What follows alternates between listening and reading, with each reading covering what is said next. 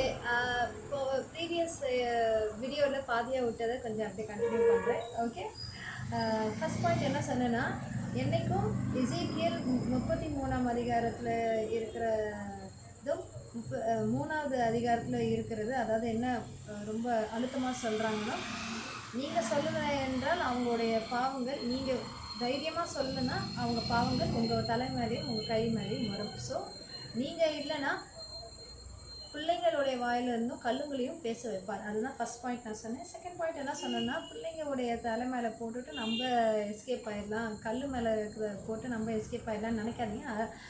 நியாய தீர்ப்பு நாளில் கண்டிப்பாக நீங்களும் அக்கௌண்ட் கொடுக்கணும். 3வது என்ன நான் சொல்லிகிட்டு இருக்க நேரம் பாதியில் முடிஞ்சிருச்சு. பிள்ளைங்க பிஞ்சு மனசாக இருக்கிறதுனால ஆவிக்குரியோடைய நடத்துதல் இன்னும் அதிகமாக அவங்களுக்கு இருக்கும். ஆவிக்குரிய கண்கள் நம்மளுக்கு மேலே இன்னும் அதிகமாக அவங்களுக்கு ஓப்பன் ஆகும்.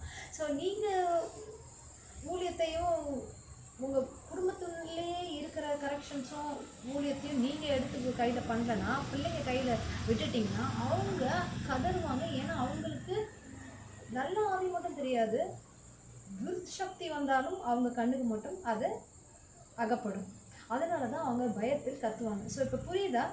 நீங்கள் சொல்லாமல் விட்டதுனால உங்களுடைய கடமை ஏசப்பா, நீங்கள் எப்போ ரட்சிப்புக்குள்ளே வந்தீங்களோ உங்களுடைய கடமை என்னமோ அதை நீங்கள் செய்ய தவறிட்டீங்கன்னா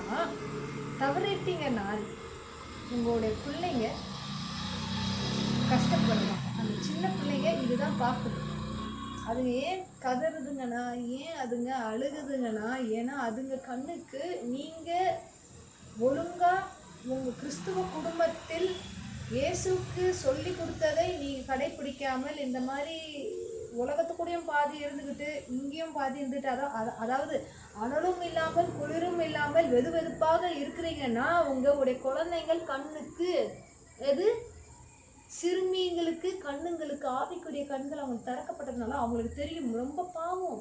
ஏன்னா அவங்க உங்ககிட்ட நல்ல ஆவி இருந்தால் மட்டும் அவங்க தப்பிச்சுக்குவாங்க. ஆனால் தேவையில்லாத அசுத்தங்களும் அசுத்தாவிகளும் துர்சக்திகளும் உள்ள வீட்டுக்குள்ளே வந்ததுன்னா அவங்க கண்ணுக்கு அது தெரியும் போது ரொம்ப கஷ்டப்படுவாங்க, அழுவாங்க, கத்துவாங்க. ஏன் கத்துவாங்கன்னு தெரியாது. இப்போ தான் சாப்பாடு கொடுத்தேன் ஆனாலும் திருப்பி கத்துதுன்னு சொல்லி நீங்கள் அடிப்பீங்க. ஆனால் உங்களுக்கு உண்மை தெரியாது. ஆனால் இதுதான் நடக்குது. பிள்ளைங்க எனக்கு சொல்லி நான் உங்கள்கிட்ட சொல்கிறேன். அவங்க சொல்ல முடியாத மெசேஜ் அவங்க வாய்க்கு பாவம் சொல்லுவாங்களே, வாயில்லாத ஜீவன், பேச தெரியல. அந்த 3 வயசுக்கு அது பேச தெரியாது. ஆனால் அதுங்கள் எல்லாம் 3 வயசுக்குள்ளே 5 வயசுக்குள்ளே இருக்கிற பிள்ளைங்க சொல்ல முடியாதது எனக்கு கன்வே பண்ணதுனால, எனக்கு கம்யூனிகேஷன் பண்ணதுனால நான் அதை உங்களுக்கு வெளிப்படுத்துகிறேன்.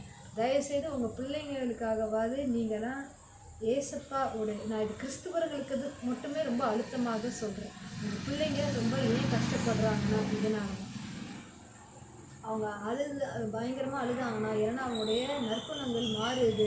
ஏன்னா நீங்கள் தான் அதுக்கு காரணம். அவங்க கையில் அதை விட்டுட்டீங்க. இல்லைன்னா யாரையாவது நீங்கள் கரெக்ஷன் உங்கள் வீட்டுக்குள்ளே இருக்கிற குடும்பத்தினாரை பயந்துக்கிட்டு நீங்கள் கரெக்ஷன் பண்ணாமல் இருக்கும் போது அது அவங்களுக்கு நல்லா தெரியுது. அவங்களுக்குள்ளே என்ன வருதுன்னு தெரியுது. அந்த துர்சக்தி வரும்போதும் அவங்களுக்கு தெரியும்.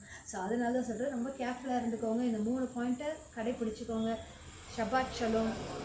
இந்த ஃப்ரைடே நாளைக்கு ஈவினிங். ஸோ நான் ஓய்வு நாளை ஷபாத் ஷலோம்னு சொல்லி அதை நான் ஏசப்பா கூட சேர்ந்து அதை நான் கொண்டாடுவேன். யூஸ்வலாக எவ்ரி ஃப்ரைடே 7 PM மேலே சாட்டர்டே 7 PM இது முடியும்.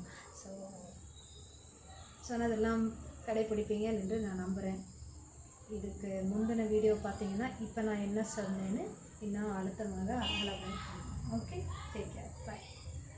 மே ஜீசஸ் பி வித் யூ. ஏசப்பா நான் சொன்னதெல்லாம் உங்களுக்கு புரியும்படியாக பரிசுத்த ஆவியினால் அவங்களை நிரப்பி அவங்களுக்கு அதை சொல்லித்தாங்க கர்த்தாவே. நான் சொன்னது அது என்னாவால் எல்லாம்